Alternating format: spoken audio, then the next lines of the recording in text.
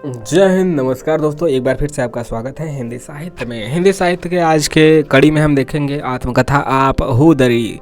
आप हुदरी लिखा गया है रमणिका गुप्ता जी के द्वारा। यह नाम बहुत कम लोगों ने सुना होगा, क्योंकि हिंदी साहित्य में कुछ बहुत ज़्यादा प्रचलित नाम होते हैं, कुछ कम प्रचलित। लेकिन ज़रूरी नहीं कि जो कम प्रचलित है वह अच्छी रचनाएं नहीं लिख सकते हैं। जैसे कि सुभद्रा कुमारी चौहान का आप नाम सुने होंगे। एक रचना के कारण उनका नाम हो गया था, खूब लड़ी मर्दानी व तो झांसी वाली रानी थे।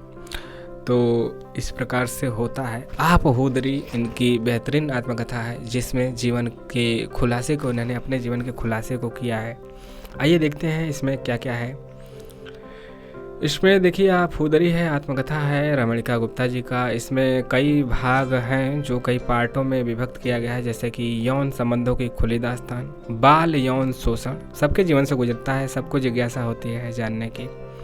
रिश्तों की सत्यता क्या है, सामंती सोच का प्रभाव क्या है। सामंती मतलब कि जैसे कि लड़कियों स्त्रियों को दबा के रखा जाता है, उतनी खुली छूट नहीं मिलती, वही मतलब सामंती सोच। आर्य समाज का क्या प्रभाव रहा, मनोविज्ञान की समझ क्या रही, रियासतों की सच्चाई क्या रही, कुप्रथाएं में स्त्रियों की स्थिति क्या रही, छुआछूत, जाति पात, अंधविश्वास, इन सब के बारे में रमणिका गुप्ता जी ने अपनी आत्मकथा में लिखा है। इसको हम आपको 2 या 3 भाग में लाएंगे, छोटे छोटे भाग में होंगे, ताकि छोटे से छोटा हो और अच्छे से अच्छा हो। तो आइए आज शुरू करते हैं आप हुदरी आत्मकथा भाग 1। आइए शुरू करते हैं, जिसका शीर्षक है, इसी आप हुदरी के अंदर ही शीर्षक बना है, उप शीर्षक जैसे कह सकते हैं, तो यौन संबंधों की खुली दास्तान। आइए देखते हैं इन्होंने क्या लिखा है। पहले प्रस्तावना देख लेते हैं। प्रस्तावना जरूरी है। प्रस्तावना में यह बता दिया जाता है कि आखिर क्या कहना चाहती हैं लेखिका। हादसे और आप हुदरी का शाब्दिक अर्थ होता है अपनी शर्त पे जीना। तो हादसे और आप हुदरी, इन दोनों आत्मकथाओं में कौन सी साहित्य की दृष्टि से श्रेष्ठ है, कौन सी कनिष्ठ है, यानी कि कौन सी श्रेष्ठ है, कौन सी कानी अंगुली पे है, कौन सी उतनी श्रेष्ठ नहीं, इस पर भिन्न विद्वानों के भिन्न भिन्न मत हो सकते हैं। लेकिन दोनों ही आत्मकथा सत्य की धरातल पर रची गई, यानी कि जो भी लिखा गया है सत्य लिखा गया है। जैसे कि आपने मुर्दैया देखा था, मुर्दैया में लेखक ने जैसा जिया वैसा लिखा डॉक्टर तुलसीराम। भले ही वह सत्य कड़वा हो या फिर नग्न हो, इस पर सबका एक मत है। घटनाओं की सत्यता के संदर्भ में किसी भी साहित्यकार ने रमणिका गुप्ता की ईमानदारी पर शक नहीं किया है, इसीलिए तो आज यह हिंदी साहित्य में फेमस है आप हुदरी।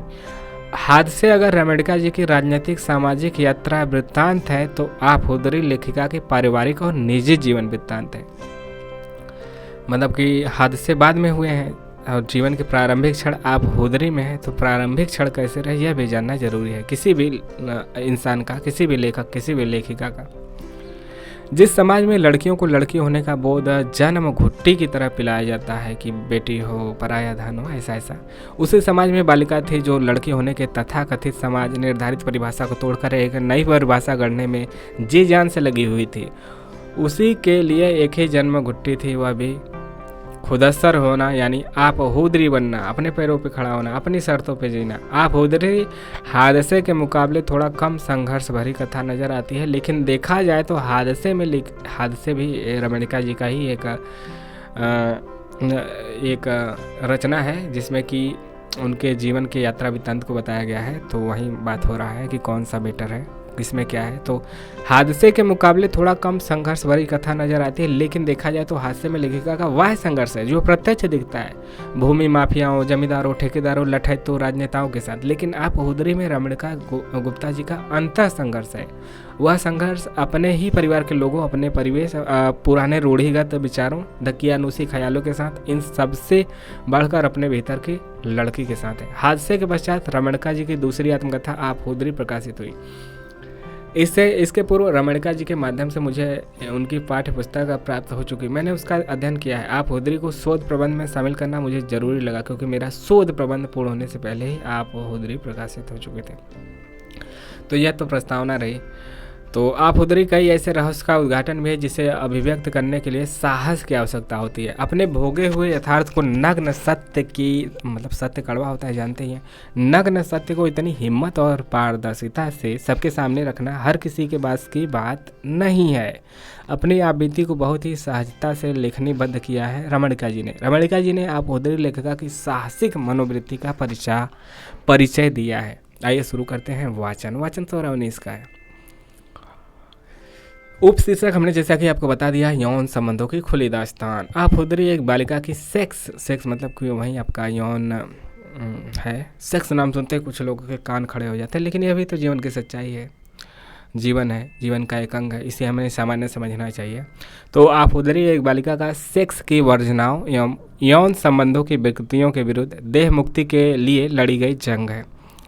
इस युद्ध की परिणति उस युवती के रूप में होती है जो मनुष्य के रूप में एक स्वतंत्र इकाई बनकर जीवन जीना चाहती है। एक अभिजात एवं सामंती परिवार की लड़की का यूं सेक्स स्त्री पुरुष के नैतिक अनैतिक संबंधों की परत दर परत जांच पड़ताल थोड़ा अटपटा लेकिन साहसिक कदम लगता है। सामंती परिवार समझ रहे हैं ना? सामंत का मतलब कि कोई एक मालिक होगा, वो जो कहेगा उसी के हिसाब से लोग चीज़ें करते आएंगे। सामंती परिवार को वही मतलब कि आपको ऐसे करना है तो ये करना है, ऐसे करना है तो ये करना है, बाहर नहीं जाना है, घर में रहना है, ये काम करना है, मुंह ढक के रहना है, मतलब कि उसके आर्डर के अंदर उसके काम करना है। तो वही सामंती परिवार की लड़के होने के बावजूद हर रूढ़िगत मान्यताओं, पुरातन पंथी परंपराओं, कट्टरपंथी सोच सबको दरकिनार कर स्त्री के रूप में खुद को एक स्वतंत्र अस्तित्व प्रदान करने में सफल रही है। प्रसिद्ध मनोविश्लेषक सिगमंड फ्राइड की विचारधारा से प्रभावित रमणिका गुप्ता के लिए सेक्स एक बड़ी सहज जैविक प्रक्रिया लगती है। पुरुष का स्त्री की ओर और स्त्री का पुरुष की तरफ झुकाव कोई अपराध नहीं है, ठीक बात है, बल्कि मानवीय जरूरत है, ठीक है। प्रेम संबंधों को भी विवाह रूपी संस्था की जागीर नहीं स्वीकार किया, उसे उन्मुक्त स्वच्छंद एवं नियम कानूनों से परे रखा। सेक्स के संबंध में अपनी बेलौस बयानगी के लिए कई बार उन्हें अनैतिकता को बढ़ावा देने वाले भी कहा गया, लेकिन वह अपनी सोच के प्रति अडिग रहे। उनके लिए सबसे बड़ा पक्ष था तो वह था मनुष्य होना। मनुष्य होने से बढ़कर कोई नियम कोई कानून नहीं माना। उन्होंने आलोचकों को भी इस संदर्भ में करारा जवाब दिया है। अपने अपने दृष्टिकोण और मानसिकता से निष्कर्ष निकले जा सकते हैं। इसके लिए आप अनाथ हैं, लेकिन याद रखिए नियम कानून और दायरे को समाज, यहाँ तक कि देश और दुनिया के केंद्र में मनुष्य ही, बाकी सब खुद मनुष्य के लिए ही है, इनके लिए मनुष्य नहीं बनता। इसलिए निष्कर्ष निकालते समय यह बात रहे कि आप पहले मनुष्य हैं जिसकी कसौटी मानवता है, समाज या नियम कानून नहीं। अपने खुद के संबंध रहे तो किसी पुरुष साथी के साथ या अपने परिवारजनों के रहस्यपूर्ण सत्य सबको बड़ी ही ईमानदारी से व्यक्त किया गया है। इन सच्चाइयों का रहस्य उद्घाटन आप उदरी में उस समय से होना शुरू हो जाता है जब बालिका रमणा एक कोशिश के रूप में परिणत होने लगती है। यौवन का जब पहला अंकुर फूटा तो वह स्वयं ही अपने शरीर की सुंदरता पर मर मिटी, मतलब सुंदर ही थी। कभी कभी मैं स्वयं अपने शरीर में होते बदलाव को देखती, छूती और अपने अंगों को सहलाती। मुझे कुछ बदला नजर आता। यह वाक्य है आप उदरी में लेखिका का खुद का। सीधी मांग काढ़कर ऊंची चोटी बनाने वाली, सादी सलवार कमीज पहनने वाली लड़की की तरफ कोई ध्यान नहीं देता। सब भोदू और बदसूरत ही समझते हैं। छोटी बहन को हमेशा सुंदर होने पर सबसे प्यार मिला, खास होने का एहसास मिला, जिससे वंचित रह गई रमना बेटी। लेकिन यही भोदू बदसूरत दिखने वाली रमना उम्र के 12-13 वर्ष पार करते ही सुंदर सुघड़े शरीर की मालकिन हो गए, तो बरबस लोगों का ध्यान उसकी ओर खींचने लगा। हमेशा सबकी नज़रों में हे तथा अपनी छोटी बहन से कमतर समझे जाने वाली लड़की जब सारे लोगों का प्रसन्नता मिश्रित ध्यान प्राप्त करने लगी तो वह भी अपनी खुशी छिपा न पाए। अपने वक्ष को देखकर मुस्कुराती, कनखियों से अपने उभार को देखती। घर में मेरे फिगर की खूब चर्चा होने लगे। जब मिलकर बैठते तो सब मेरे हाथों की लंबी लंबी अंगुलियों का, पाँव की कर्व का, 22 इंच की कमर का बखान करते। भारतीय समाज में औरत के शरीर की व्याख्या करना सर्वतः गोपनीय एवं निंदनीय है। सही बात है। समाज का यह दो मुहापन, यह दोगलापन रमणिका जी ने काफ़ी करीब से जाना समझा। खासकर सामंती परिवार में उन दिनों पुरुषों को जब छूट थी, मगर महिलाओं के लिए सारे निषेध थे। मर्यादा की रेखा खींच दी गई थी। नाम और रुतबे पर कोई आँच न है, इसका ख्याल रखा जाता था। लुक छिपकर मर्द चाहे कितनी भी अयासी कर ले, मगर प्रेम को स्वीकार नहीं किया जाता था सामंती अभिजात वर्ग में। ऐसे में जब रमणिका जी के मझले भाई का प्रेम प्रसंग एक पंजाबी ब्रिगेडियर की बेटी से चला तो रमणिका जी का ध्यान इसकी ओर काफ़ी आकर्षित हुआ। अपने भाई और उसकी प्रेमिका को चिट्ठियाँ पहुँचाते न जाने कब वो इस प्रेम की सबसे बड़ी हितैषी बन पड़ी मालूम ही न चला। यह जोड़ी खूब सजती थी। मेरे बाल मन में परंपरा और विरासत से मिला एक बिंब था। वहीं जैसे साकार उठा था भैया सांवला कृष्ण सा और उसकी प्रेमिका गोरी राधा।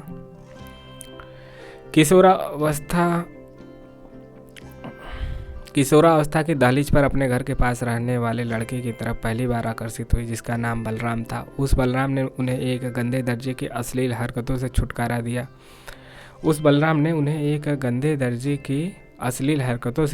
दिया। तब से वह उनके सपनों का राजकुमार बन गया। हालांकि यह प्यार दैहिक सुखों पर कतई खड़ा नहीं था, उनका पहला विशुद्ध आत्मिक लगाव वाला प्रेम था। लेकिन आगे के जीवन की स्त्री पुरुष संबंधों की नींव यहीं से पड़ गई थी। उस दिन मानो किसी ने हमारी पोर पोर में बलराम लिख दिया। यह हम दोनों के लिए प्रेम का पहला एहसास था। एक मुस्लिम परिवार के लड़के हमीद से रमणिका जी दिल लगा बैठी। हालांकि उस समय परिवार में जाति पाति और दूसरे धर्म समुदाय में कट्टर नियम थे। रमणिका जी समाज के डर से हमीद को भाई कहकर संबोधित करते, क्योंकि वह उनकी सहेली का भाई था। जमाने को दिखाने के लिए राखी भी ले जाया करती, मगर उससे बाधा कभी नहीं।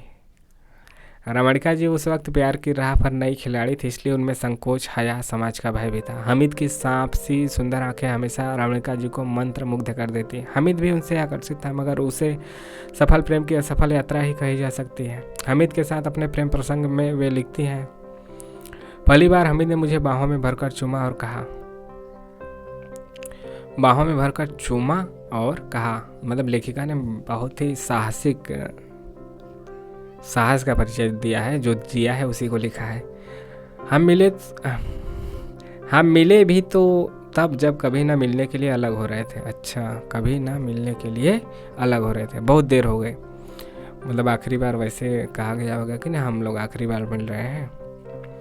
तुमने पहले क्यों नहीं बताया? मैं कितना प्यार दे सकता था तुम्हें। मैं चुप थी, रह कर कपकपी आ रही थी, बस आंखें बंद कर आलिंगन महसूस कर रही थी। परिवार द्वारा तय किए गई शादी के बंधन में बंधने का मतलब होता है सामंती शोषण के बोझ को जिंदगी भर के लिए अपना लेना। मतलब जिसे शादी हो गई उसे जीवन भर के लिए अपना लेना होगा, अपनाना भी चाहिए, जो रमणिका जैसी विद्रोही तेवर वाली लड़की के लिए असंभव था। उस समय का पुरुष प्रभुत्ववादी समाज उनके भीतर की ओर पंख लगाकर उड़ना चाहती थी, उसके पंख कतर देना चाहता था। लेकिन रमना जैसी साहसी लड़की लहूलुहान होकर भी हर प्रतिबंध के खिलाफ झंडा बुलंद करने के लिए उठ खड़ी हुई। तत्कालीन राजनीतिक व्यवस्था में भी उन्होंने खासी रुचि लेनी शुरू की। इसी राजनीति की वजह से उनकी दोस्ती वेद प्रकाश गुप्ता, जो कि सहायक एम्प्लॉयमेंट ऑफिसर थे, से हुई। जाति बंधन तोड़कर एक क्षत्रिय का बनिए से शादी करना परिवार को काफ़ी नागवार लगा। अच्छा, क्षत्रिय का बनिए से शादी करना, मगर हठी रमना के सामने सबको झुकना पड़ा। 1948 में वेद प्रकाश गुप्ता से रमणिका जी का प्रेम विवाह हुआ। याद रखिए, आज़ादी से पहले तो कितनी बड़ी वो त्रासदी थी। अब ना सन 2000 के बाद से प्रेम विवाह बढ़े हैं। इसी प्रेम विवाह से वह 3 बच्चों की मां बनी, लेकिन पति के शक और ईर्ष्या ने इस संबंध में दरार डाल दी। अच्छा, शक हो रहा होगा कि किसी और के साथ इसका वो चल रहा है प्रेम प्रसंग। बचपन में की गई गलतियों को भूलकर जीवन में आगे बढ़ने के लिए रमणिका जी ने वेद प्रकाश से विवाह किया था। शुरुआती दौर में सब कुछ ठीक था। मैं अतीत को झटक कर एक नए संकल्प के साथ जीने के लिए उद्धत और उत्सुक थी, और शादी के इस बंधन को सभी विरोधों के बावजूद अपने इर्द गिर्द घेरे में रखना चाहती थी। यह लेखिका कह रही हैं अपने वाक्य में। अपने पति से अथाह प्यार और अटूट विश्वास के चाह रखने वाली रमणिका को जब बदले में शक और ईर्ष्या मिली तो वह कहीं न कहीं टूट गई। रमणिका जी ने अपने पति को हर संभव प्रेम, विश्वास, आदर देने की कोशिश की, लेकिन अपने पुराने अतीत के अनैतिक संबंध अपनी भाभी की वजह से जो उनके भाभी का था की वजह से कहीं न कहीं वेद प्रकाश के मन में एक कुंठा थी, एक अपराध बोध था। इसी कुंठा एवं अपराध बोध ने उसके भीतर शक और ईर्ष्या के बीज बो दिए। शक का कोई इलाज नहीं भाई, शक मत किया करो, जिसकी वजह से वह अपनी पत्नी और अपने छोटे भाई के पवित्र रिश्ते को स्त्री पुरुष के संबंध के रूप में देखने लगे। अच्छा, अपनी पत्नी और अपने छोटे भाई के पवित्र रिश्ते को स्त्री पुरुष के संबंध के रूप में देखने लगे। क्या भाई? वह जिसकी वजह से वो अपनी पत्नी और मतलब कि रमणिका जी और अपने छोटे भाई के पवित्र रिश्ते को स्त्री पुरुष के संबंध, अच्छा मतलब अपने देवरानी भाभी देवर को सोचने लगे कि स्त्री पुरुष का संबंध है।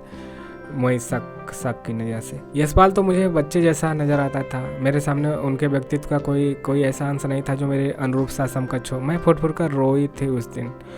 रमणिका गुप्ता ने बेझिझक कबूला है कि अपने पति की यौन कमजोरी के बावजूद भी वह उनके आत्मविश्वास को हिलाना नहीं चाहती थी। अच्छा, अतृप्त रहकर भी तृप्ति का अभिनय करती और पति के आत्मसम्मान को बल देती।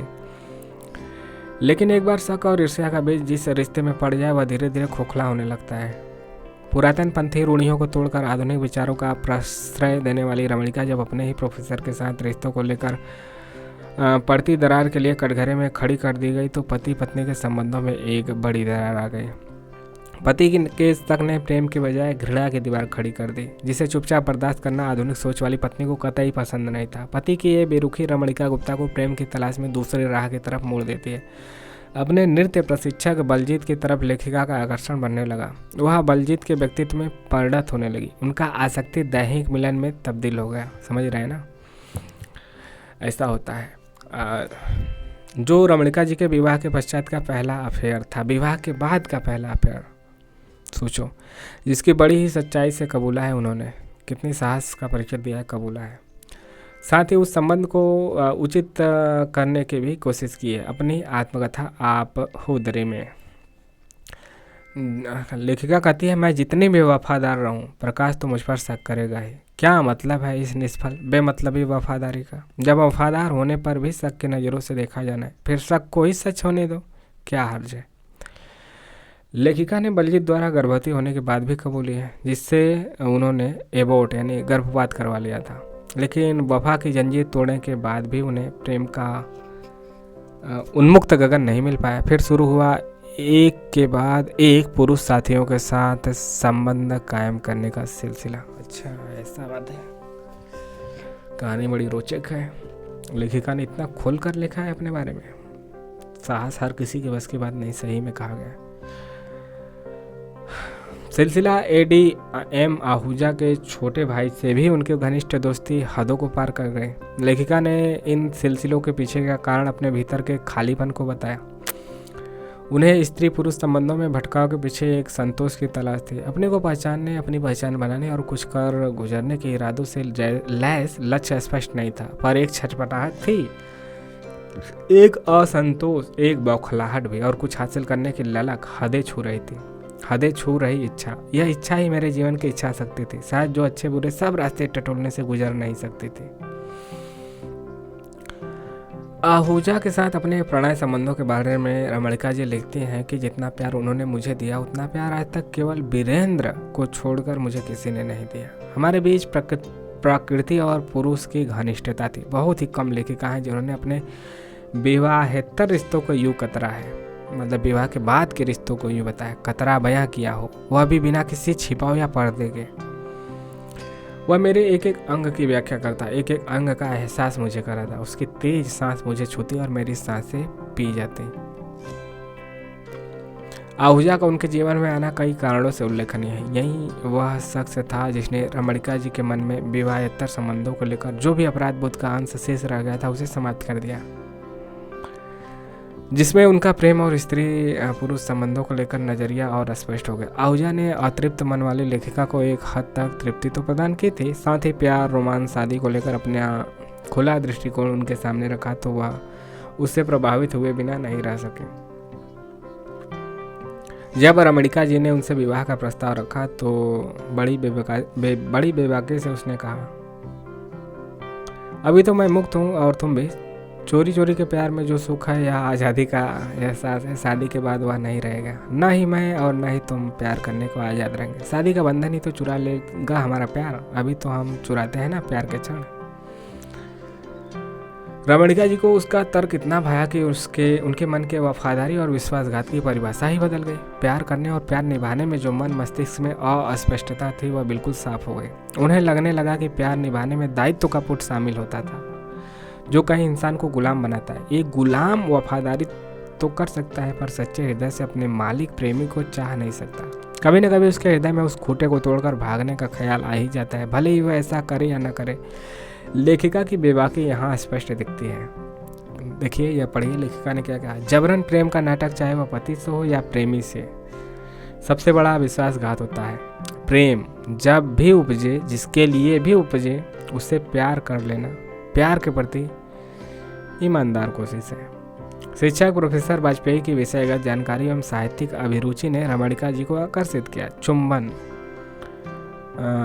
क्या शिक्षक प्रोफेसर वाजपेयी जी की विषयगत जानकारी एवं साहित्यिक अभिरुचि ने रमणिका जी को आकर्षित किया। ठीक है। चुंबन आलिंगन अपने शिक्षक के साथ उनके लिए कोई अपराध बोझ से भरे पल नहीं बल्कि उनकी विद्वत्ता पर समर्पित क्षण लगते थे। एक ही साथ कई लोगों के रिश्ते बने, जैसे वीरेंद्र के साथ भी उनके प्रणय संबंधों ने स्त्री पुरुष संबंधों को हदों को आखिर तक छुआ। वह जब जिसके साथ होती उसी की होकर रह जाती। उनके अनुसार प्रेम में निजी नियम या बंधन का कोई स्थान नहीं है। इन अंधी गलियों के दौड़ के बाद उन्होंने राजनीति की राह की तरफ समाज सेवा और साहित्य के दरवाजे से होकर रुख किया। धनबाद में रमणिका जी के कला, साहित्य और समाज सेवा के साथ साथ राजनीति की राह पर भी संघर्ष करने चल पड़े। राजनीति में आए तो नेताओं से करीबी रिश्ता जोड़ने के पश्चात उन्हें कई व्यवहारिक सच्चाइयों का पता चला। यह व्यवहारिक सच्चाइयाँ आम जनता की नज़र में या तो मिथ्या व्यभिचार था या फिर व्यापार। राजनीतिक होड़, कुर्सी की रेस में आगे पीछे होने की दौड़ में नेतागण थक जाते या फिर राजनीतिक प्रतिद्वंदियों की खींचतान की वजह से तनावग्रस्त हो जाते तो महिला राजनीतिक कार्यकर्ताओं का आसरा लेते। ऐसे राजनेता उन महिला कार्यकर्ताओं से शारीरिक सुख पाकर तनाव मुक्त हो जाते और इस तनाव मुक्ति को एक एहसान की तरह लेकर बदले में उन्हें सुरक्षा और पद प्रदान करते हैं। जो महिलाएं राजनीति से इतर दूसरे क्षेत्र में होती थी उन्हें भौतिक उपहारों से संतुष्ट कर दिया जाता। सभ्यता का पूरा इतिहास ऐसे समझौते, विरोधों और गौरव अनुभूतियों या फिर अपराध बोधों का दस्तावेज है। मातृसत्ता के बाद से औरतों की पूरी जिंदगी इन समझौते को स्वीकारने या नकारने की ही रही है। कई ऐसे भी उदाहरण मिले जहां स्वयं पति अपनी पत्नी को किसी प्रतिष्ठित उच्च पद वाले नेता के पास भेजता उसे खुश करने, बदले में पति को पार्टी में बढ़ा हुआ कद या फिर पद हासिल होता। मनचाही ट्रांसफर या पोस्टिंग के लिए भी पत्नियां पति के लिए सीढ़ी का काम करती या फिर कभी कभी स्वयं स्त्रियां भी अपनी महत्वाकांक्षा की पूर्ति के लिए अपने शरीर को आगे कर देती, जिसमें उनके पति या प्रेमी भी भरपूर साथ देते थे। यह राजनीति का उनका अनुभव है। कितनी सच्चाई कह रही है, कितनी बेबाकी के साथ। रमणिका गुप्ता बिहार के मुख्यमंत्री के साथ अपने राजनीतिक और यौन संबंधों की चर्चा भी बड़ी बेबाकी से करती हैं। राज्य मंत्री या फिर दिलीप जैसे दरिंदे के हाथों बचने के लिए उन्हें मुख्यमंत्री से समझौता करना अच्छा लगा। मुख्यमंत्री के रूप में रमणिका गुप्ता को भी सुरक्षा कवच मिल गया। मुख्यमंत्री ने जब लेखिका को BPSC Bihar public service commission BPSC का सदस्य मनोनीत किया तो वह उनके एहसान तले दब गई। साथ ही मुख्यमंत्री का आकर्षक व्यक्तित्व रमणिका जी से नहीं कहलवा पाया। मुख्यमंत्री का आकर्षक व्यक्तित्व रमणिका जी से नहीं कहलवा पाया और एक यौन संबंधों के सिलसिले में इजाफा हो गया। तुम कांग्रेस पार्टी का काम करो, मेरा मन तो तुमने जीत ही लिया है, यह कहते हुए उन्होंने मुझे आगोश में लेकर चूम लिया। तुम कांग्रेस पार्टी का काम करो, मेरा मन तो तुमने जीत ही लिया है, यह कहते हुए उन्होंने मुझे आगोश में लेकर चूम लिया। मैं विरोध नहीं कर सकी या शायद मैं सपना देख रही थी। पार्टी अध्यक्ष के रूप में उन्हें एक समक्ष राजनीतिक ढाल मिली, जिसकी वजह से उन्होंने खुद को स्त्री पुरुष संबंधों के लिए आगे करने से गुरेज नहीं किया। पार्टी अध्यक्ष के रूप में उन्हें एक समक्ष राजनीतिक ढाल मिली, जिसकी वजह से उन्होंने खुद को स्त्री पुरुष संबंधों के लिए आगे करने से गुरेज नहीं किया। इंदिरा गांधी की कैबिनेट मंत्री रहे श्री संजीवन रेड्डी का जिक्र भी रमणिका जी ने किया है। किस प्रकार उन्होंने रमणिका जी को एक राजनीतिक वेश्या समझ उनके सामने पूर्णतः नग्न होकर आए। अच्छा, यह भी घटना घटी थी। यह ऐसा अवसर था जिसने क्या घटना थी, फिर से देखें। इंदिरा गांधी के कैबिनेट मंत्री रहे श्री संजीव रेड्डी का जिक्र भी रमणिका जी ने किया कि किस प्रकार उन्होंने रमणिका जी को एक राजनीतिक वेश्या समझ के सामने पूर्णतः नग्न होकर आए थे। अच्छा, संजीवन रेड्डी तो यार राष्ट्रपति, सॉरी जो भी रहे हों, राष्ट्रपति भी शायद रहे थे। यह ऐसा अवसर था जिसे रमणिका जी को झटका पहुंचाया, आगे से सतर्क रहने का निर्णय भी लिया। मतलब है कि रमणिका जी के बारे में ऐसा फैल गया होगा कि ऐसा करते हैं, तो पहले से ही एक बन गया होगा कि राजनीतिक वेश्या हैं। खैर कोई बात नहीं, रमणिका जी की यह उन्होंने खुद ही लिखा है। आगे से सतर्क रहने का निर्णय उन्होंने मन में लिया। अपने इन राजनीतिक यानी शारीरिक संबंधों को उन्होंने सिर्फ व्यापार मानने से इनकार किया। इन संबंधों को एक लगाव भरा समझौता घोषित किया। आप हुदरी ऐसे ही कई विवाहेतर यौन संबंधों की दास्तान है, जिस विवाहेतर मतलब विवाह के बाद, जिसमें नैतिकता अनैतिकता को ढूंढना सबकी अपनी मनोवृत्ति के अनुकूल होगा। कुछ लोग सोचेंगे कि हाँ नैतिक है, कुछ लोग अनैतिक सोचेंगे, तो सब अपने अपने हिसाब से सोच सकते हैं कि समय काल परिस्थिति के हिसाब से आखिर क्यों, यह भी तो सवाल होना चाहिए, आखिर क्यों लेखिका ने ऐसा किया, क्या मजबूरी रही। तो सबका मन अलग अलग है, अलग अलग उत्तर तलाशेगा। इतना अवश्य कहा जा सकता है कि इन सब सत्यों को स्वीकारना रमणिका जैसी लेखिका के वश की ही बात है। मतलब सब लोग नहीं स्वीकार सकते कि हमारे साथ ऐसा ऐसा हुआ। यदि नहीं स्वीकारती तो ढेर सारे लोगों को पता भी नहीं चलता, लेकिन लेखिका ने खुद स्वीकार लिया है अपनी सच्चाई। यह सबके बस की बात नहीं है, बिल्कुल सत्य कहा गया है। मगर एक बात सत्य है कि इन सबको कबूल करने वाली महिला किसी शेर दिल से कम नहीं। बिल्कुल सही बात है, शेर दिल। आपके साथ जो हुआ, जैसा हुआ, क्या किसने क्या क्या किया, उसको स्वीकार लेना और किसी कहानी या आत्मकथा के माध्यम से कह देना सबके बस की बात नहीं है। सब बेइज्जती से डरते हैं, इससे डरते हैं, लेकिन जो उन्होंने कहा है तो जिंदगी को जैसा जिया है वैसा बताया है, जिंदगी का भी यह हिस्सा है। तो भागवान आप हुदरी का भागवान यहाँ पे समाप्त हुआ है। आपको यह आप हुदरी की कहानी कैसी लगी? थोड़ा सा संगीन है, लेकिन ठीक है, जो सच्चाई है वह सच्चाई है।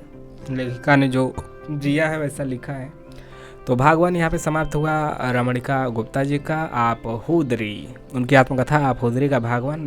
वाचन स्वर अवनीश का आपको कहानी, यह आत्मकथा कैसी लगी जरूर बताइएगा।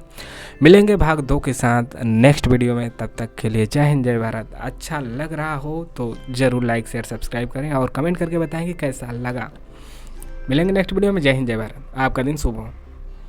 नमस्कार दोस्तों, एक बार फिर से आपका स्वागत है हिंदी साहित्य में। हिंदी साहित्य के तहत आज हम देखेंगे आप हुदरी का भाग 2 देखेंगे। यह आत्मकथा है लेखिका रमणिका गुप्ता जी का। उन्होंने जीवन को जिस प्रकार से जिया है वैसा लिखा है। वैसा साहस करना हर किसी के बस की बात नहीं है। भाग 1 में आपने देख चुका है, आज है भाग 2। यह लंबा है तो यह कई भागों में आपके सामने आ सकती है। 5 भाग 6 भाग ऐसे लगभग हो सकता है कि लग जाएं। तो आई होप आप उम्मीद बनाए रखेंगे, काफ़ी रोचक है। और 2016 में यह प्रकाशित हुई है। आप हुदरी एक पंजाबी शब्द है जिसका अर्थ है अपनी शर्तों पे जीना। वाचन स्वर अवनीश का। आइए आज भाग 2 देखते हैं। भाग 2 में उपशीर्षक है बाल यौवन शोषण। बाल यौवन शोषण के बारे में लेखिका ने क्या लिखा है? आप हुदरी सच्चाई का आईना है, हमारे परिवार की, हमारे परिवेश की, हमारे समाज की। कई बार हमारी खुद की ऐसी कुछ सच्चाइयाँ होती हैं जिन्हें हम या तो देखना नहीं चाहते या फिर दिखाना नहीं चाहते। मतलब कभी कभी हम खुद याद नहीं करना चाहते या फिर कभी कभी लोगों से छिपाना चाहते हैं। मगर सत्य हमेशा से हमारे जीवन का अहम अंग रहा है, चाहे वह कितना ही विभत्स हो, घिनौना हो, विकृत हो, है तो सत्य। जिए गए जीवन का वह यथार्थ है जो भले ही अश्लील हो, घिनौना हो, विकृत हो, पर होता है तो यथार्थ ही। यथार्थ की विकृति को भी बयान किया गया है रमणिका गुप्ता जी ने, जो आप हुदरी में है। बाल यौन शोषण का ऐसा विषय है जो वर्तमान समय में हमारे समाज का बहुत ही गंभीर मुद्दा बन चुका है। देख रहे हो ना विनोद, कैसे दीवारों पे लिखा है निराश पुरुष मिले। यह छिपाया जाता है, ये जो हम लोगों के है सेक्स एजुकेशन के बारे में उतना खुलकर नहीं बताया जाता है, इसीलिए लिखा जाता है निराश पुरुष मिले। ऐसे ऐसे शब्द मतलब शौचालयों में दीवारों पे ऐसे ऐसे शब्द लाइनें लिखी होती हैं और ऐसे ऐसे स्टिकर लगे होते हैं, सौतन से जादू, टोना टोटका, इससे छुटकारा, इस प्रकार से इत्यादि इत्यादि इत्यादि बहुत सी चीज़ें आप समझ रहे होंगे, आपने कभी देखा होगा ज़रूर। तो आगे देखते हैं। बाल यौन शोषण का ऐसा विषय है जो वर्तमान समय में हमारे समाज का बहुत गंभीर मुद्दा बन चुका है। यद्यपि यह समस्या अभी प्रकाश में आई है, लेकिन इसके जड़ें काफ़ी गहरी एवं पुरानी है, जिसका चित्रण आप हुदरी में सत्यता के साथ हुआ है। आज के आपाधापी से भरे इस आधुनिक युग में माता पिता या परिजनों के पास इतनी फुर्सत नहीं है कि वो बच्चों को पर्याप्त समय दे सके, उनकी बातें सुन सके। इस वजह से बच्चों को नौकरों एवं ट्यूशन शिक्षकों को सौंपकर अपने दायित्व का निर्वहन करना समझ लिया जाता है, किंतु यह विकृति तो सामंत युग में भी थी। रमणिका जी के पिताजी मिलिट्री में डॉक्टर थे। जो कि हमेशा ड्यूटी पर तैनाती के लिए घर से बाहर जाया करते थे और जब लौटते तो अपने समय का अधिकांश हिस्सा अपनी पत्नी के साथ ही बिताते। बीबी जी यानी रमणिका जी के माता, जो उस समय सामंती दोहमुहापन का शिकार थे, जहां सज धज कर पार्टियों क्लबों में जाना फैशन था। बच्चों को खाने पीने, नहलाने धुलाने, तैयार करने, सुलाने, हर काम के लिए नौकरों के अधीन कर दिया जाता था। दूसरी ओर माँ का गुस्सैल स्वभाव ही उनके बालमन पर चोट करता है, माता से भावनात्मक दूरी कायम करता। छोटी बच्ची प्यार पाने, सुरक्षा पाने को तरसती, तरह तरह के सवालों के जवाब खोजती। उसे कोई आश्रम न मिलता तो वह घर के नौकरों की ओर मुखातिब हो जाती। इस बात का फायदा नौकर भी खूब उठाते। प्यार जताने के बहाने बच्ची रमना के शरीर से खेलते, विकृतिपूर्ण हरकतें करते। मुझे रात भर ऐसा लगता रहा जैसे कोई सांप मुझे लपेटे जा रहा है। एक डर सा मन में समा गया। अगले दिन मैंने जिद ठान ली थी कि मैं बीबी जी के पास सोऊंगी, रामू के पास नहीं।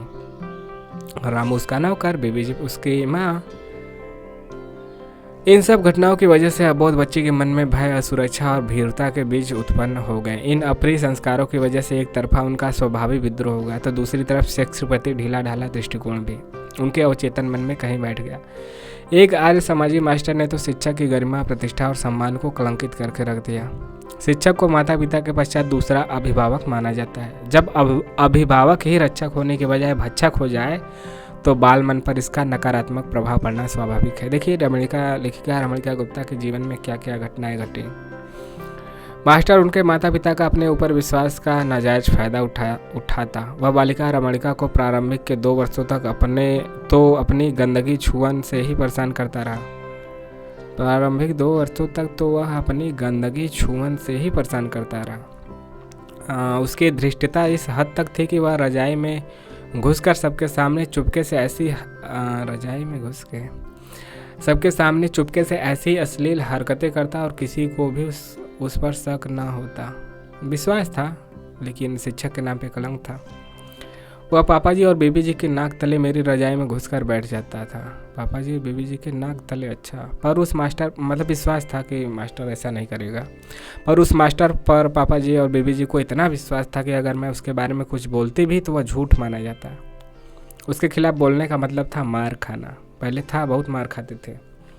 अपनी पुत्री की जगह मास्टर पर विश्वास करना, हाँ मास्टर जो कहेगा वही।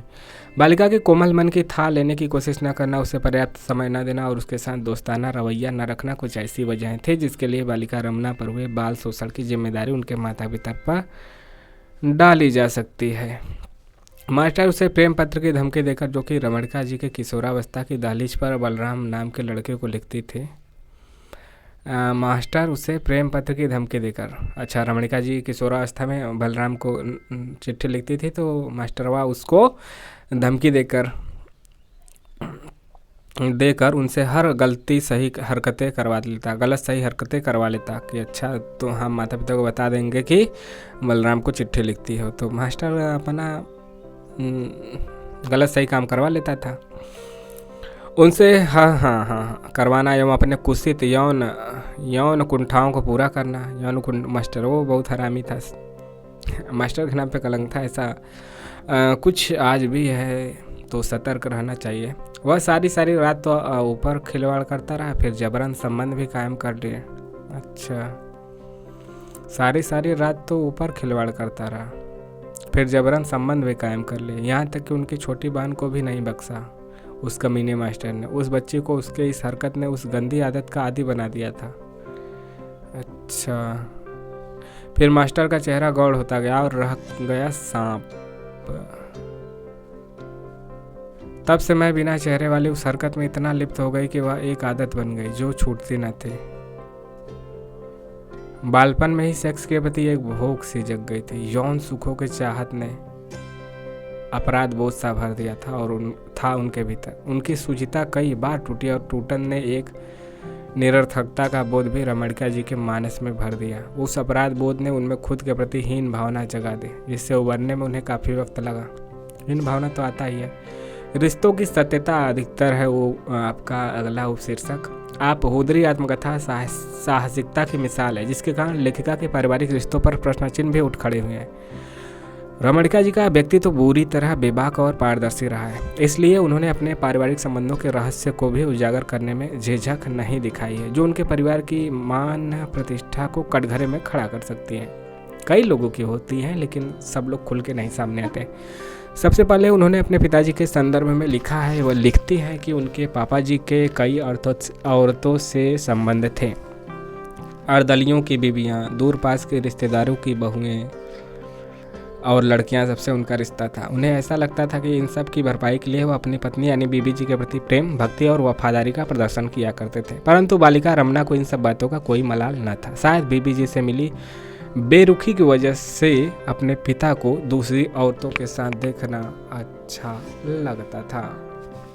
पापा जी अब अपनी सहेलियों से चुपके मिलते तो मुझे बहुत अच्छा लगता। स्वभावतः चुप रहकर तथा बीबी जी को पता न लगने देकर मैं उनसे दिन भर खाई गालियों का एक किस्म का बदला ले लेती। संतरा नाम की एक हरियाणवी स्त्री के साथ अपने पिता के संबंधों को भी उन्होंने खुल कर लिखा है। संतरा तो यार खाने वाली चीज़ है। 10 वर्षों से बाद स्त्री को अब सास ससुर से दूसरे विवाह की धमकी मिली तो वह हिल गई। वह हिस्टीरिया का मरीज बन गई। रमणिका जी के पापा जी के पास आई इलाज कराने। संतरा को बच्चा चाहिए था और उसका पति उसे बच्चा नहीं दे सकता था। उनके पापा जी ने उसकी यह परेशानी दूर कर दी। सुई लगवा कर आती हूँ कहकर पापा जी के कमरे में घुस जाती। थोड़ी देर में बाहर आती तो चोली बांधती या फिर घघरी संभालती। अच्छा, चोली बांधती या फिर घघरी संभालती। उसका हिस्टीरिया और बचपन दोनों खत्म हो गया। अपने नाना और मौसी के रिश्ते को तो वह कभी समझ ही नहीं पाई। नाना और मौसी, वह रिश्ता नैतिक था या अनैतिक? सामान्य पिता पुत्र प्रेम था या फिर फ्रायड के विचारधारा के प्रभावित स्त्री पुरुष संबंध? यह बात पहली की तरह रह गई बालिका रमना के लिए। मौसी दीवान साहब की बेटी होने के नाते काफ़ी सुख सुविधाएं एवं रौब दाब से रहने वाली महिला थी। प्रकृति ने उन्हें शारीरिक सुंदरता भी प्रदान की थी। इस वजह से एक अभिमान से सराबोर रहती थी। सही बात है, अभिमान जिससे रहेगा, जो सुंदर होगा उसे अभिमान रहता ही है। अपने कलाकार पति, यह स्वाभाविक है, मानवीय प्रवृत्ति है। अपने कलाकार पति के प्रति उनके मन में कोई लगाव या इज्जत नहीं थी। उन्होंने, क्योंकि उन दिनों कलाकार को हे दृष्टि से देखा जाता था। जमींदार, दीवान या फौजी अफसरों की ही इज्जत थी। पति से बनी नहीं तो स्वाभामिनी मौसी बच्चों समेत हमेशा के लिए मायके चली गई। जीवन साथी के सुख से वंचित होकर कभी कभी उदास होकर नाना के रूप में सहानुभूति ले जाती या फिर अपना दर्द बांटने के लिए नाना से बात करती। लेकिन जब नाना और मौसी के रिश्तों को लेकर परिवार में कानाफूसी होने लगी तो बच्ची रमना को यह सब बड़ा अजीब लगा। अजीब तो है यार, नाना से कैसा रिश्ता? मौसी नाना मतलब कि पिता पुत्री। मुझे नहीं भूलता कभी मौसी का नाना के बाहर वाले कमरे में चुपचाप चले जाना और सलवार टूंगते या गाल पोंछते बाहर आना। एक बार रमणिका जी के चचेरे भाई ने जब उनके साथ ज़बरदस्ती करने की कोशिश की, अच्छा, तो उनके मन में रिश्तों की कसौटी में गहरी दरार पड़ गई। रिश्तों के पर्दे चाक हो गए। भाई बहन के रिश्तों का आदर्श टूटा तो उनकी बड़ी चुभन हुई। उस गंदी हरकत ने उन्हें ग्लानि से भर दिया। भाई बहन का तो ऐसा भी हो सकता है? हम तो यह ऐसी कहानी पहली बार पढ़ रहे हैं। इतना खुलापन। आगे के अध्याय में उन्होंने अपने पति वेद प्रकाश गुप्ता का उनकी भाभी के साथ नाजायज संबंधों का भी जिक्र किया है। अपने पति वेद प्रकाश गुप्ता का भाभी के साथ, अच्छा। कायस्थ होकर भी वे कहीं ना कहीं सामंती सोच से लिप्त थे। कायस्थ मुझसे यह प्रश्न पूछा गया था, व्हाट इज कायस्थ? तो आगे मैं कायस्थ बता देंगे डिटेल में कभी समय मिला तो। कायस्थ होकर भी वे कहीं ना कहीं सामंती सोच से लिप्त थे। सामंत मतलब कि आपको किसी के अंडर में काम करना, सामंत कह सकते हैं।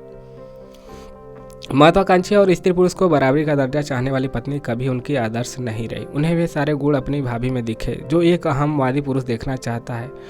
कुशल गृहिणी, किफ़ायत से घर चलाने वाली, नौकर की तरह खुद खटने वाली, सवाल और बहस न करने वाली भाभी आदर्श पत्नी का जीता जागता उदाहरण लगी। उनकी भाभी भी सांस के जुल्म और पति की मार से त्रस्त थी।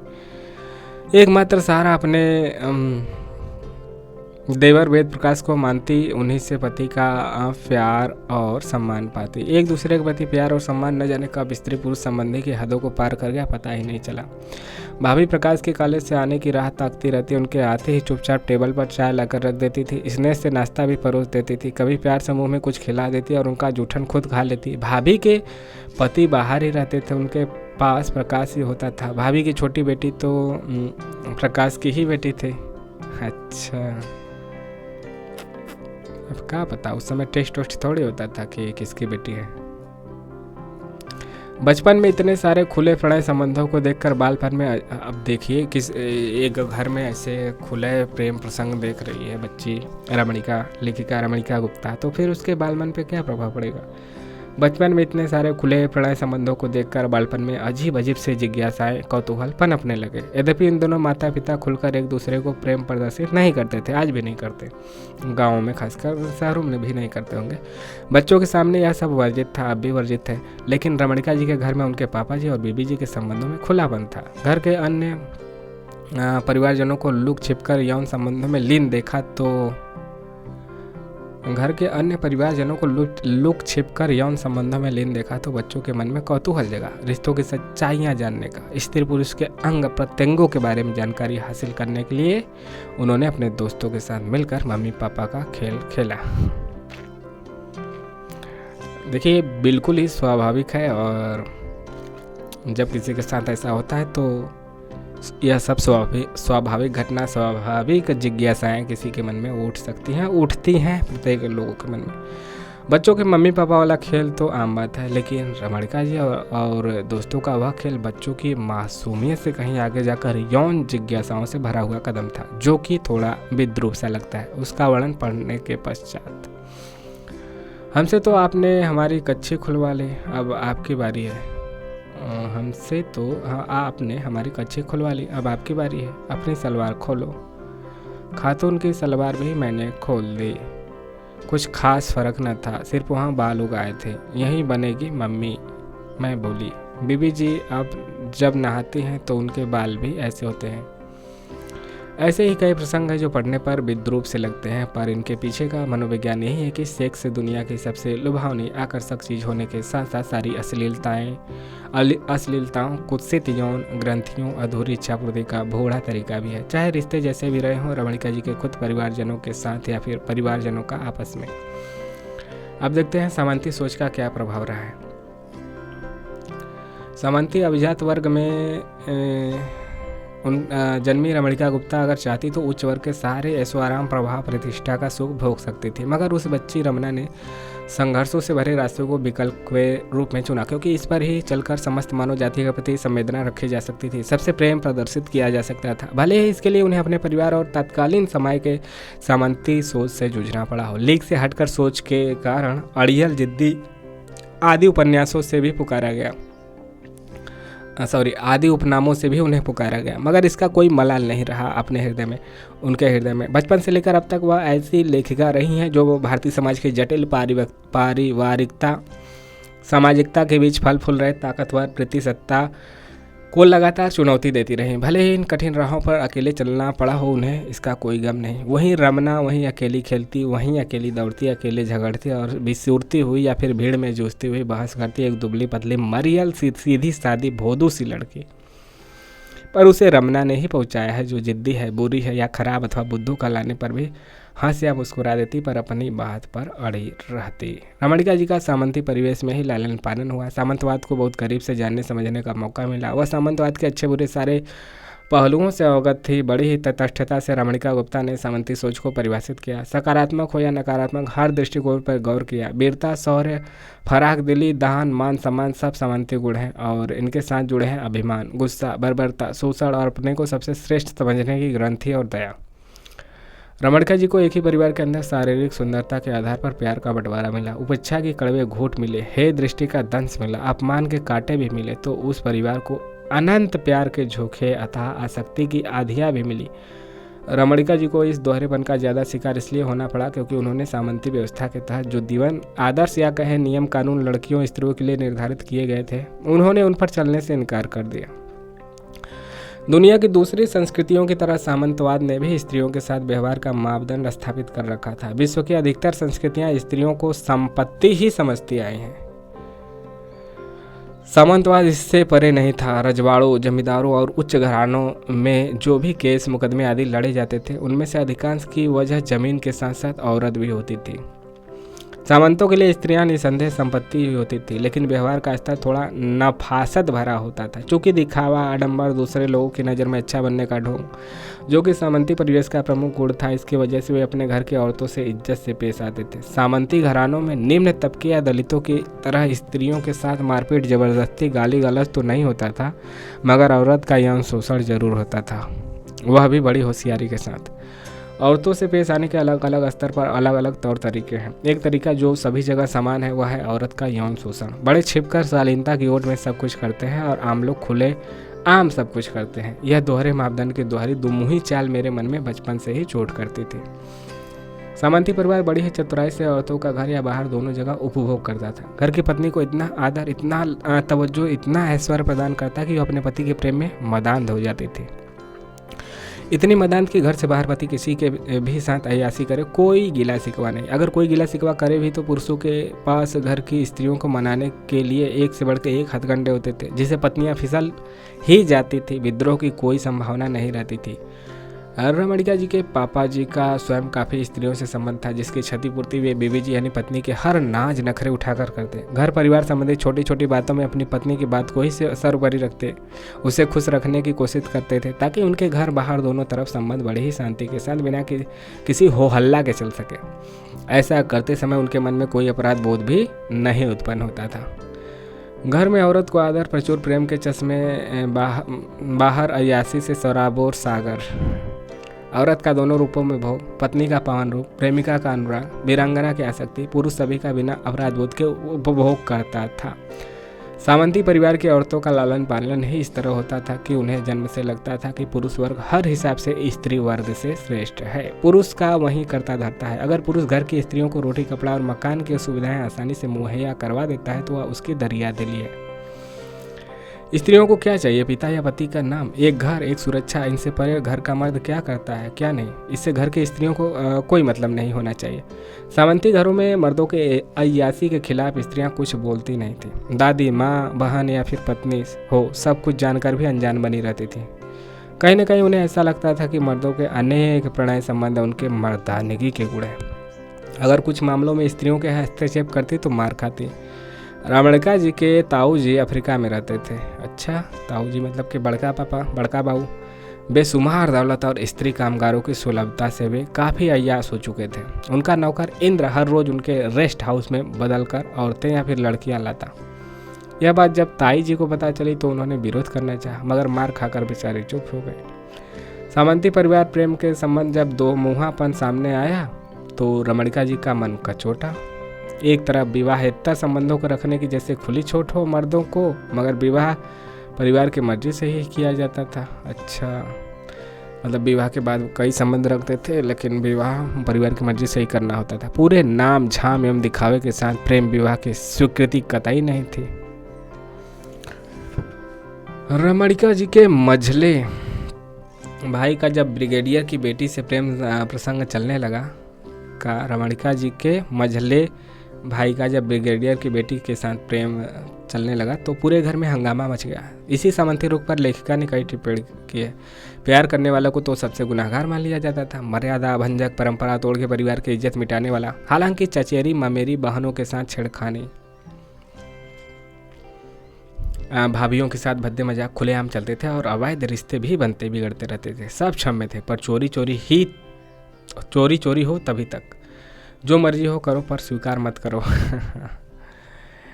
अभिजात संबंधी घरानों का ताल्लुक अंग्रेजों से भी रहा। इस समुदाय का पेशा ज़्यादातर जमींदारी, रैयतवाड़ी या दीवानी थी, तो ब्रिटिशों का उनके घरों में आना जाना आम बात थी। इस दरमियान सामंती घरानों में यूरोपियन मानसिकता और छद्म आधुनिकता ने पैर पसार लिया था। जाहिर सी बात है कि जब अंग्रेज आ रहे हैं तो उनके विचार और जो पश्चिम सभ्यता है वह तो आएगी ही। रमणिका जी के पापा जी उनकी बीबी जी को देर रात के क्लबों में पार्टियों में भी ले जाते, लेकिन बाहर आते जाते समय पर्दे का काफ़ी ख्याल किया जाता। तांगे बग्घी भी चारों तरफ से बंद वाले ही इस्तेमाल किए जाते थे।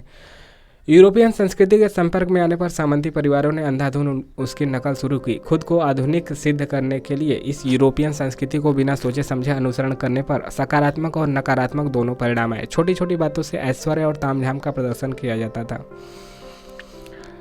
किया जाता था कहाँ पूछे किया जाता था साज सजावट और रूप श्रृंगार पर पहले से भी अधिक खर्च किया जाने लगा। लेकिन दूसरी तरफ आत्म स्वाभिमान की ललक भी उनमें बढ़ गई। अतिथियों को भरपूर आदर सत्कार दिया जाता। उनकी मेहमान नवाजी में कोई कसर नहीं छोड़ी जाती। यूरोपीय संस्कृति की मूल्यहीन अंधाधुन नकल में रिश्तों की अवमानना, वैभव, ऐश्वर्य, पैसों के मोह के साथ साथ सामंती फराग दिली, खुश मिजाजी, मेहमानवाजी तथा राजा से भी लड़ने की हिम्मत, पद त्याग करने की सीमा तक तने रहकर जीने के तौर तरीके। रमणिका जी को सामंती व्यवस्था की जो एक बात सबसे ज़्यादा खटकती थी वह यह थी कि खुद को उच्च कुल का मानकर बाकी सारे निम्न तबकों को अपने से हीन दर्जे वाले मनुष्य समझना। छोटी जाति वाले या निम्न तबके वाले मजदूर, किसान, नौकर, अर्दली बात बात पर जलील किए जाते थे। नौकरों को तो खासकर एकदम हीन समझा जाता था। स्त्रियां भी खुद को इस सामंती सोच से परे नहीं रख पाती थी। उनकी बीबी जी नौकरों को अपने से छोटा समझकर संवेदनहीन बनकर पेश आती थी, तो यह बात बच्ची रमना को पसंद नहीं आती थी। हाँ तो सामंतवाद की सबसे पुरानी विशेषता थी सारे मूल्यों, नियमों, प्रथाओं को वह खुद ही गढ़ना और फिर अपनी सुविधानुसार उसे तोड़ मरोड़ भी लेना। अपनी फायदा, अपना प्रतिष्ठा जिसमें नजर आती वहीं सामंतियों के लिए नए नियम, नए मूल्य हो जाते थे। इस बात का उदाहरण रमणिका जी को अपने परिवार में भी मिला। जब उनके बड़े भैया ने अपनी पत्नी को नृत्य सीखने की इजाज़त दी, उनके बड़े भैया ने अपनी पत्नी को नाच सीखने की इजाज़त दे दी, तब घर में कोहराम मच गया। अरे हाय राम हाय राम। उन दिनों स्त्रियों का यूं नाचना, गाना, स्टेज शो करना सामंती परिवार की इज्जत में धब्बा माना जाता था। जब उनकी भाभी के नृत्य का स्टेज शो पटियाला में होने वाला था, मतलब पंजाब में, पटियाला पंजाब में, तो बीबी जी यानी उनकी सास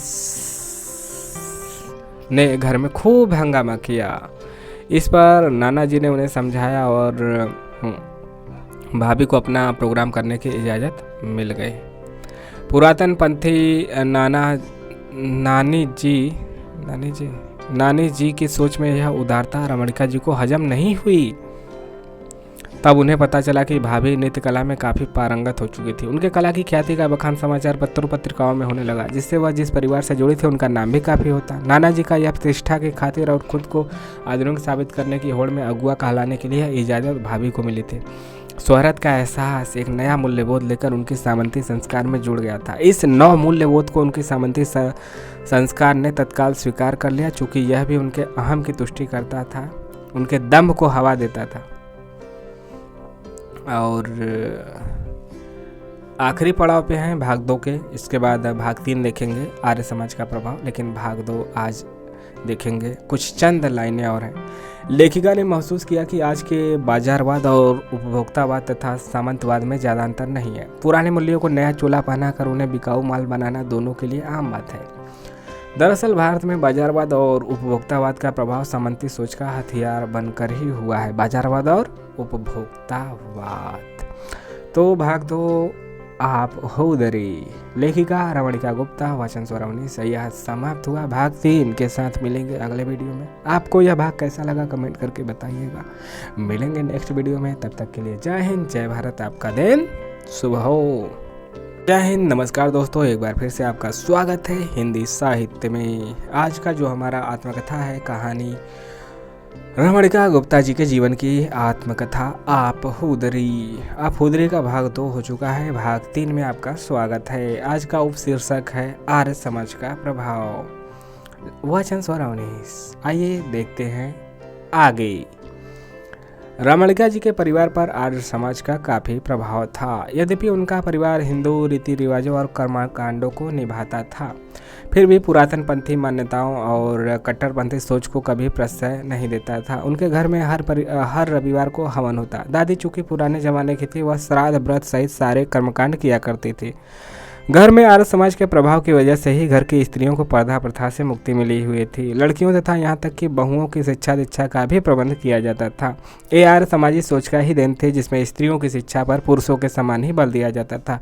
इस कारण रमणिका गुप्ता बिना किसी अवरोध के उच्च शिक्षा ग्रहण कर पाई। अन्यथा उस जमाने में तो स्त्रियों को उच्च शिक्षा तो क्या, प्राथमिक शिक्षा भी प्राप्त करने पर सैकड़ों अवरोध थे।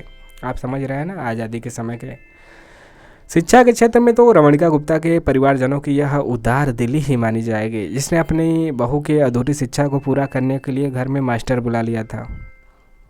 अपनी बहू की अधूरी शिक्षा को पूरा करने के लिए घर में मास्टर बुला लिया था।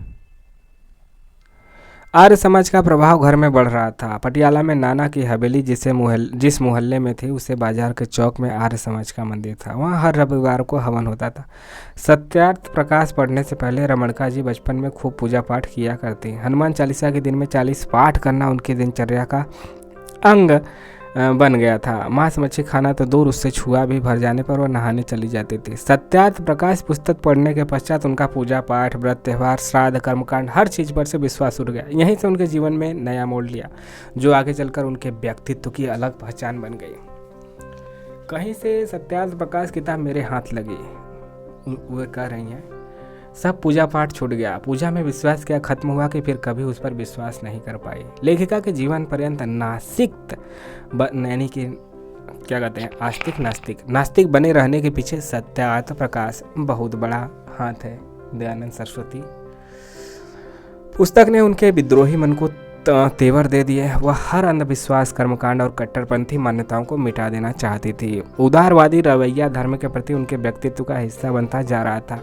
घर में चचेरे फुफेरे भाइयों के साथ वह सत्यार्थ प्रकाश पर खूब बहस करती। कर्मकांड के खिलाफ कदम, मूर्ति पूजा का विरोध एवं छुआछूत, श्राद्ध को बढ़ावा न देना उन लोग के बहस का मुद्दा बना करता था।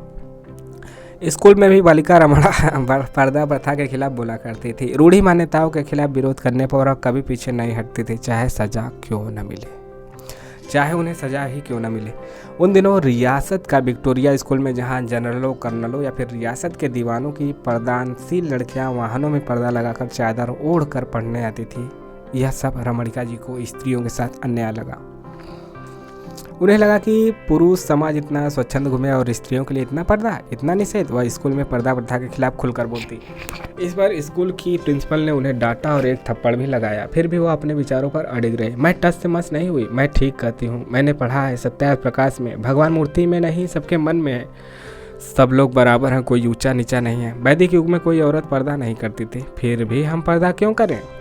आर्य समाज का प्रभाव शादी विवाह जैसी चीज़ों पर भी पड़ा। घर में होने वाली शादियां आर्य समाजी मंदिर में आर्य समाजी रीति रिवाजों से होने लगे। यहाँ तक कि वर कन्या की शादी का योग्य आयु भी आर्य समाज के निर्धारित मानदंडों के हिसाब से तय होने लगा। लड़के की उम्र 25 वर्ष और लड़की की 18 वर्ष आयु शादी के लिए निर्धारित की गई। उन दिनों पति पत्नी में 8 से 10 वर्ष का अंतर कुछ खास अंतर नहीं माना जाता था। मनोविज्ञान की समझ, अगला जो उपशीर्षक है मनोविज्ञान की समझ। रमणिका गुप्ता जिंदगी के अनुभवों से इतनी परिपक्व हो गई कि अपने आसपास के पात्रों के व्यवहार और उस व्यवहार के पीछे हुए मनोग्रंथि को ताड़ लेती थी। आप हुजरी आत्मकथा, जो कि बहुत कुछ कथात्मक शैली में लिखी गई है। उन्होंने अपने परिवारजनों के विभिन्न लोगों के व्यक्तित्व को मनोवैज्ञानिक ढंग से परखने की चेष्टा की, जिसमें वह काफ़ी सफल भी हुई। सबसे मुख्य पात्र है रमणिका गुप्ता की भाभी, जिसके साथ उनके बचपन का अधिकांश हिस्सा गुजरा। भाभी उनसे 7 साल बड़ी थी। उनके माता पिता यानी पापा जी और बीबी जी के पास बच्चों के लिए वक्त नहीं होता था, क्योंकि दोनों आपस में इतने अतिशय प्रेम में डूबे रहते कि परिवार के दूसरे सदस्यों की उपेक्षा होना लाजमी था। और उनके बड़े भाई भी सदा ड्यूटी पर तैनात रहने की वजह से ज़्यादातर घर से दूर रहते थे। वे केवल साल भर में 2 बार ही छुट्टियां मनाने घर आते। ऐसे में बालिका रमना उनके भाभी को एक दूसरे का साथ मिला। माँ के पास बच्ची को समय देने के लिए कभी वक्त नहीं होता था, तो कभी बीबी जी के गुस्सैल स्वभाव ने बालिका रमना को माँ से कभी करीब आने नहीं दिया। ऐसे में कहीं ना कहीं भाभी ने उनको मातृवत स्नेह भी दिया और बाल मन में उठने वाले सवालों का जवाब भी दिया करती थी। भाभी के आने पर मेरी दादी की एक जिम्मेदारी भी घट गई थी। अब बेटियों का नहलाना, कंधी पट्टी करना, स्कूल भेजना भाभी का ही काम हो गया था।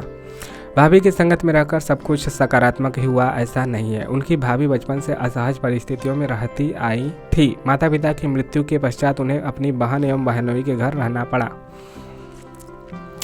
उनके जीजाजी ने उन्हें हमेशा एक अवांछित सदस्य के रूप में ही घर में स्वीकार किया। घृणा भेदभाव को सहते सहते वह यौवन के दहलीज पर पहुंची, जहां उनकी शादी रमणिका गुप्ता के बड़े भाई से हुई। चूंकि उनके भैया ज़्यादातर ड्यूटी पर ही रहते,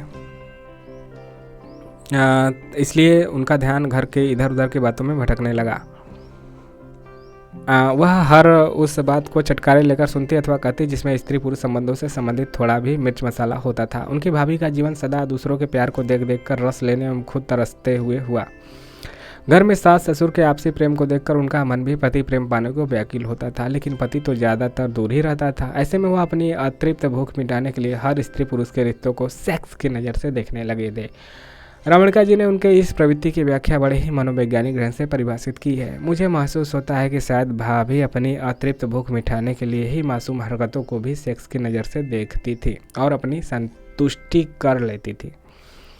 उनके पापा जी के कमरे में हमेशा किसी न किसी स्त्री का आना जाना लगा ही रहता। कौन आई, कब आई, क्या कर रही थी, अपने सब बातें की मुखबरी करने के लिए वह बालिका रमना को काम पर लगाए रखती। इन सब बातों में वह काफ़ी रस लेती और ठहाके लगाकर हंसती, जिससे कहीं न कहीं यौन संबंधों के प्रति जिज्ञासा बाल मन में तीव्र हो गई। भाभी के भीतर हर स्त्री पुरुष को स्वाभाविक अथवा सामीप्य भरे रिश्ते को स्त्री पुरुष के सेक्स संबंधों की दृष्टि से ही देखने का दृष्टिकोण पनप गया था। भाभी के इस पुरुष स्त्री के हर सामीप्य को सेक्स के संदर्भ में ही देखने वाले दृष्टिकोण से मुझे आगे चल जाकर भी वास्ता पड़ा। बहुत मुमकिन है कि मुझे इस दृष्टिकोण ने परोक्ष या अपरोक्ष रूप से प्रभावित किया हो। उन्हें यह महसूस हुआ कि भाभी भैया की अनुपस्थिति में अपने यौन सुखों की अतृप्त कामना की पूर्ति बालिका रमना को चूम चाट कर करती। रमणिका के जीवन में लेस्बियन रिश्ते की शुरुआत भाभी की वजह से हुई, लेकिन जिसके प्रति मन में घृणा और भय की भावना ही मन में घूमती रही। उनकी भाभी ने जीवन में कड़वे अनुभव भी रहे थे, इसलिए वह व्यवहार कुशल हो गई थी। वह एक साथ पति, सास, दादी, छोटे देवर, नंदों सबको खुश रखने की कला जानती थी। जब उनके भैया ने उनका नृत्य कला में प्रशिक्षण लेने हेतु दाखिला करवा लिया तो यह बात उनके सास अर्थात बीबी जी को नागवार लगी।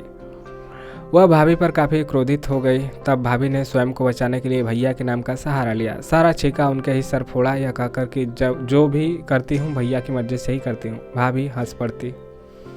वे ज़्यादा बड़ी थी, व्यवहारिक थी, सबको खुश रखने की कला उन्हें आती थी। भाभी भैया को ढाल बनाकर बीबी जी के सब वार रोक ही नहीं लेती थी, बल्कि बीबी जी के बाणों की धार को भोथरा भी कर देती थी। रमणिका गुप्ता ने स्वयं के बारे में अपने बचपन की हरकतों को मनोवैज्ञानिक ढंग से विश्लेषित किया है। बचपन में जब उनकी छोटी बहन से है या कमतर समझा जाता तो यह बात उन्हें खटकती, इसलिए कि उनकी छोटी बहन ज़्यादा सुंदर थी और वह बचपन में मरियल, सीधी सादी, भोंदू सी दिखती थी। दूसरा, उनका विद्रोही स्वभाव, हर बात पर तर्क करना, सही बात के लिए अडिग रहना, यह सब घर वालों को भाता नहीं था। खासकर उनकी बेबी जी ने तो उन्हें जिद्दी, विद्रोही, बुरी लड़की करार दिया। जब हम बेबी जी कहें तो उनकी माँ समझिए, माता। वह उनके सामने हमेशा उनकी छोटी बहन को ही तवज्जो देती और उनके छोटे भाई पर ही सारा लाड़ प्यार लुटाती। यह सब अवहेलना, उपेक्षाएं उनके मन को कड़वा करती गई और कई बार यह जानबूझकर बुरी लड़की बनती, यह सोचकर कि सब तो मुझसे बुरी लड़की समझते हैं, सब तो मुझे बुरी लड़की ही समझते हैं, तो अपने भीतर की अच्छी लड़की को दिखाकर क्या करूं? लेकिन वह अपने भीतर अंतर्मन को कभी भी हताश या निराश नहीं होने देती थी। उन्होंने अपने भीतर ही अच्छी लड़की की छवि पाल रखी थी। कौन? रमणिका जी। प्राय समय निकाल कर मैं अच्छी लड़की से बतिया जरूर लेती थी। आरोपों और लांछनों से घिरी जब मैं नितांत अकेली होती तो वह अच्छी लड़की मुझे हंसाती, मेरा हौसला बढ़ाती, मेरा साथ देती। वह अच्छी कहकर मुझे पुकारती थी। अच्छी। अगला उपशीर्षक है रियासतों की सच्चाई क्या है। आप उधरी पढ़ने के पश्चात हमें रियासतों के कई नग्न सच्चाइयों का पता चलता है, जिससे हमें ज्ञान हो पाया कि ऊंची ठाट बाट, शानो शौकत, ऐसो आराम, रुतबा जो राजा महाराजाओं की पहचान थी, इस सब के पीछे कितना चारित्रिक खोखलापन है। पटियाला रियासत के बड़े बड़े रईसों, जमींदारों, जनरल, कर्नलों के नाजायज ताल्लुकात कोठों पर बैस्याओं से होते थे। सच कहा जाए तो मजबूर स्त्रियां कोठों पर पहुंचती ही थी, इन राजा रजवाड़ों, जमींदारों और रईसों की रंगीन मिजाजी के कारण। जहां कोठों पर हर रात उनकी अय्याशी के कारनामे अंजाम दिए जाते और हर दिन ये उतने ही पाक साफ होकर घुमा करते। इनके बेटे बेटियां इन्हीं कोठों में पला करते थे। ज़्यादातर बच्चे पिता के नाम से वंचित, लांछन भरा जीवन जीने को मजबूर होते हैं। अधिकांश बच्चे किस्मत के भरोसे ही छोड़ दिए जाते हैं। कुछ कुछ लोग दरिया दिली दिखाकर बच्चों को पढ़ा देते। उन बच्चों में से एक था हामिद, जिस पर किशोरावस्था में लट्टू हो गई थी रमणिका। उस समय की सामाजिक प्रणाली खासकर रियासतों की ऐसी थी कि उच्च कुलीन वर्ग का मर्द कुछ भी करे उस पर कोई उंगली नहीं उठाता था। यहाँ तक कि नाजायज संतान पैदा करने पर उन्हें कोई जिम्मेदार भी नहीं ठहराता था। न ही उन बच्चों के लालन पालन का खर्च उठाने के लिए वे पिता की तरह उत्तरदायी होते। रियासतों में मर्द खासकर उच्च वर्ग के रईसों, जमींदारों, दीवानों को काफ़ी छूट होती। राजा महाराजाओं की बात ही क्या, किसी वैश्य को रखनी या रखैल बनाना बड़े लोगों की संस्कृति थी। कितना खोखलापन है ऐसे समाज में। स्त्रियों की सामाजिक स्थितियां दयनीय थी कि राजा महाराजाओं के लिए स्त्री का मतलब होता था एक भोग करने का शरीर। इससे इतर स्त्री का न कोई व्यक्तित्व होता था, न आत्मा, और न ही उन्हें कोई स्वप्न देखने की इजाज़त थी। एक से अधिक पत्नियां रखना स्टेटस सिंबल माना जाता था, मर्दानगी का। महाराजा भूपेंद्र सिंह ने तो पत्नियां रखने के मामले में अपने रियासत के सारे लोगों को पीछे छोड़ दिया। उनकी 360 पत्नियां थी। हैं बाप रे, 360 पत्नियां थी। कैसे कैसे एक को दिन तक न दे पाओ दुनिया। राजा होने का अहंकार उनकी अय्यासी का ही नतीजा था, जो उनके मरने के 2 महीने पहले तक 2 रानियां लाई गई। बुढ़ौती में भी लावत रहा। हवस इस हद तक पहुंची थी कि लड़कियों को उम्र भी नहीं देखी जाती थी। आखिर 2 रानियां क्रमशः 11 साल 16 साल की थीं। राजा की रंगीन मिजाजी का आलम यह था कि अपनी मोती महल में हर एक रानी के साथ समय बिताने के लिए अलग अलग शीश महल बनवा रखे थे। पटियाला का लीला भवन नामक विशाल महल उनकी अय्यासी का ही प्रमाण प्रस्तुत करते हैं। पटियाला का विशाल महल उनकी मृत्यु के पश्चात उनकी रानियों का संपत्ति जैसी निर्जीव वस्तु मानकर ही रखा गया। रानियों को निर्जीव वस्तु दीवानों, जमींदारों, फौजी अफसरों में बांट दिया गया। इन रियासतों के राजे महाराजे अपने खिलाफ उठती विद्रोह की आवाज़ को बड़ी निर्ममता से कुचल देते। भूपेंद्र सिंह के ज़माने में उनके खिलाफ एक नेता सेवा सिंह ठीकरी ने जब विद्रोह का झंडा बुलंद किया तो राजा ने उस नेता को गिरफ्तार कर इतनी यातनाएं दी कि जेल में उसकी मृत्यु हो गई। पटियाला रियासत के राजा भूपेंद्र सिंह सुंदर लड़कियों को उठाकर रनिवासे में ले जाते, यानी कि रानी निवास में। रमणिका गुप्ता के नाना की बुआ पर उनकी गंदी नज़र थी। रमणिका गुप्ता के नाना की बुआ, अच्छा, बुआ मतलब कि पिता के नाना के पिता की बहन। लेकिन बुआ का विवाह करतारपुर वाले गुरुओं के यहाँ हो गया तो वह बच गए। फिर भूपेंद्र सिंह ने उनकी मौसी पर निगाह डाली। राजा से बचने के लिए ही नाना को मौसी का विवाह आनन फानन में करना पड़ा। मौसी की सुंदरता की खबर महाराजा तक पहुंची तो नाना से कुछ पूछताछ हुई। इस पर नाना ने दीवानी से इस्तीफा दे दिया, नगर पालिका की चेयरमैनी छोड़ दी। उन्होंने राजा के यहाँ नजराना लेना देना दोनों बंद कर दिया। जल्दी से लड़का खोजकर मौसी की शादी करके उसे पटियाला रियासत की सीमा से बाहर राजा कपूरथला के राज में बटाला भेज दिया। राजाओं की छोटी छोटी चीज़ों से भी ऐश्वर्य का प्रदर्शन होता था। उन दिनों राजा मूलचंद के चीलम में नीलम और हीरे जड़ित थे। उसे चीलम गर्म करने तक के लिए बराबर के राजा या सरदार के यहाँ ही ले जाया जाता था। हिरण, सुअर और खरगोश का शिकार करना राजाओं के लिए शान की बात थी। तो यह रही रियासतों का खोखलापन। अगला जो है उपशीर्षक है कुप्रथाएं और स्त्रियों की स्थिति पे क्या कहा है रमणिका गुप्ता ने। अपहुदरी का यह आखिरी भाग है। भाग 2 ही भाग में आपका 3 भाग में ही आपका समाप्त हो जाएगा। यह आखिरी भाग चल रहा है, तो आखिरी भाग चल रहा है इसलिए इसमें घबराने वाली बात नहीं है। यह आखिरी भाग है, इस भाग के साथ ही समाप्त हो जाएगा। कुप्रथाएं में स्त्रियों की स्थिति क्या थी, आइए देखते हैं उनके शब्दों में। रमणिका गुप्ता जी ने अपनी आत्मकथा लिखते समय अपने समय की हर एक विकृति, सड़ी गली प्रथा या फिर ज्यादतियों का भी जिक्र किया है। भले उन विकृतियों या कुप्रथाओं का शिकार न हुई, मगर आसपास के परिवेश की इन घटनाओं का वर्णन करना हम संवेदनशील महिला होने के कारण जरूरी समझा। आप उधरी केवल एक महिला की आप बीती नहीं है, बल्कि यह एक तरह का ऐतिहासिक दस्तावेज है हर उन कुप्रथाओं, विकृतियों, ज्यादतियों का जो उस समय पैदा होने वाली स्त्रियों, खासकर जो सामंती अभिजात वर्ग में पैदा हुई, को सहना और झेलना पड़ा। लेखिका ने पंजाब की सबसे घृणित तथा कुड़ी मार प्रथा का जिक्र किया। यह कुड़ी मार प्रथा पंजाब के सबसे सम्माननीय एवं श्रेष्ठ समझे जाने वाले गुरु परिवार में होता था। इस कुप्रथा की वजह से लड़कियों की संख्या कम हो जाने से बालिकाओं की खरीद फरोख्त जैसी दूसरी कुप्रथा का जन्म हुआ। साथ ही साथ बलात्कार, यौन शोषण, यौन कुंठा जैसी विकृतियों का भी समाज में प्रादुर्भाव होता चला गया। बेदी वंश एक तरफ यहाँ गुरु परिवार और सिख जीवन दर्शन और जीवन शैली का सिरमौर था, वहीं बेटियों के मामले में कुड़ी मार कहा जाता था। स्त्रियों से यह अपेक्षा की जाती थी कि वह विवाह के पश्चात न केवल खाना बनाए बल्कि जूठे बर्तन भी मेल कर सास, ससुर और पति के भी पैर दबाए। गुरु परिवार को तो समाज में ऊंचा स्थान प्राप्त था। उन परिवारों के पुरुषों के साथ साथ स्त्रियों के भी पैर छूने का रिवाज था। गुरु परिवार की लड़कियां किसी के पैर नहीं छू सकती थी, चाहे सामने वाला उम्र और रिश्ते में बड़ा ही क्यों ना हो। यह सब बात मध्यम वर्गीय परिवार को कबूल न थी, इसलिए वे गुरु परिवार की बेटियों को अपने घर की बहू बनाना पसंद नहीं करते थे।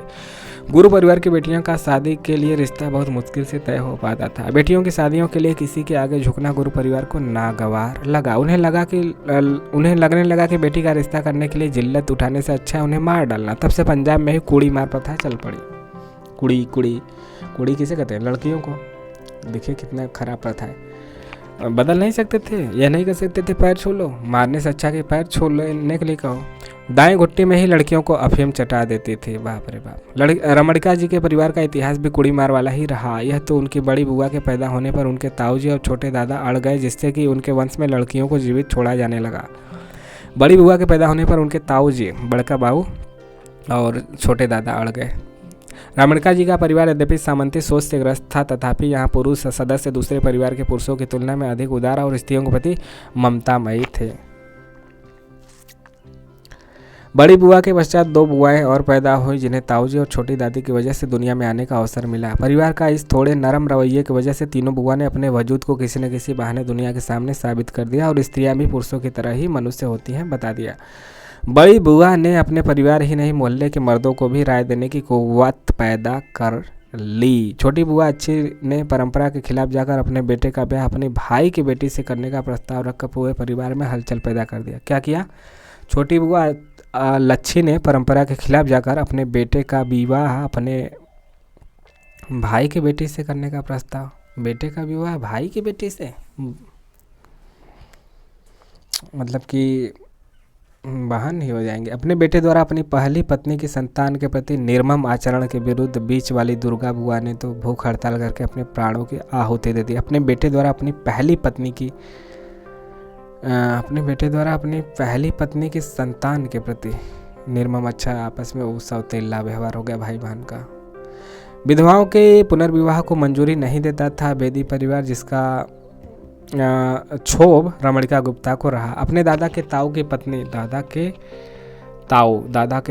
का मतलब कि बाऊ का, बड़का बाऊ के पत्नी यानी अपनी चचेरी दादी के दुखों को समझने की यथासंभव कोशिश की। वह बाल विधवा थी, जिस कारण पति का तो सुख कुछ नहीं जान सके और देवर को जो उसने पुनर्विवाह करना चाहता था उसे समाज के कट्टर नियमों की वजह से पा नहीं सकी।